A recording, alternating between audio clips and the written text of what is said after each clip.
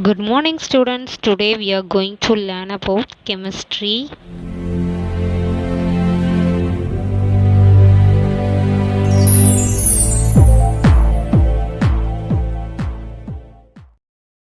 And the topic name is coal and petroleum. So today we are able to understand that coal, petroleum and natural gas are exhaustible and we need to use them judiciously. Coal and petroleum are the world's most abundant fossil fuels. These are made up of hydrocarbons. Most hydrocarbons are insoluble in water and float on top of water. Most hydrocarbons react with oxygen to produce carbon dioxide and water. Some common hydrocarbons are methane, ethane, propane, etc. Coal is also a hydrocarbon. It is a black combustible material and it is found underground in coal beds. India is the first largest producer of coal and coal is extracted from the ground by mining. Coal is used extensively as a domestic fuel for cooking and in steam engines. Nowadays, most of the coal that is mined is used in the production of electricity in power plants. A lot of coal is converted to coke, which is used in the steel industry both as a fuel and as a reducing agent to obtain iron from its oxides. Coal is also used as fuel in industries that manufacture cement, glass, plastics, rubber, and fibers, and as fuel in kilns used to bake bricks and convert limestone to lime. So, generating electricity from coal that we consume is much greater than the amount that is formed. It will still be available as a fuel source for future generation. We should have a dependency on exhaustible fuels like coal, petroleum, and natural gas. We can use alternative source of energy that are inexhaustible. Some efficient alternative source of energy are biofuel. It is like biodiesel is obtained from vegetable oil such as soya bean oil, then corn oil, sunflower oil, cottonseed oil, like that, and rubber seed oil. It is a cost efficient that produces less pollutant on burning than fossil fuels. Next one, gobar gas. It is obtained by the fermentation of cow dung in the absence of air. It mainly contains methane gas. It is used in rural areas for cooking and running engines. Next one, wind. It is an inexhaustible source of energy that can be used with the help of windmills. The blades of a windmill rotate when the wind blows and is used to generate electricity. The next source is solar energy. Solar energy is the most efficient and clean source of energy that does not harm the environment. It can be widely used to generate electricity in solar appliances like solar cooker, solar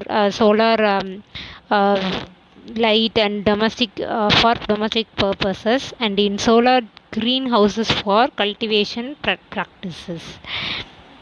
Next, you know about destructive distillation of coal.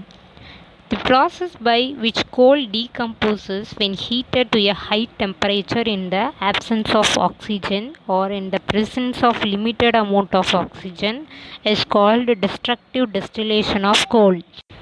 Coal is converted to coke on a large scale by packing it in an airless furnace at a very high temperature.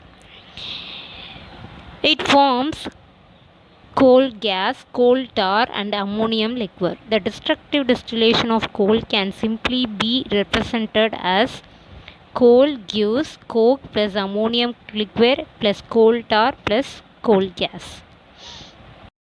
Look at the table. Coke is the main product and coal tar, ammonium liquor, and coal gas are the byproducts obtained during the destructive distillation of coal.